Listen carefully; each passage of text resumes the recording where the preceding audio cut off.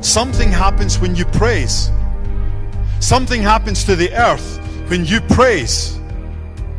The earth starts to yield her harvest. What is the greatest harvest? It is souls. Worship is not the last slow song that you sung. Worship is the last thing you did that God told you to do. Biblical worship is the last thing that God told you to do that you did, not the last thing you did that you wanted to do.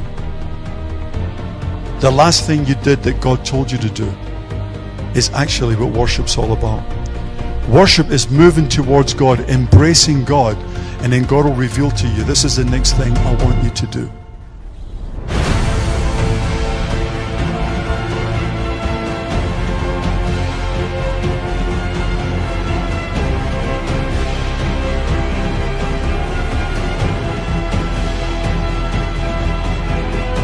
When you start to sing, man, when you start to sing, what the devil hears is not you singing solo.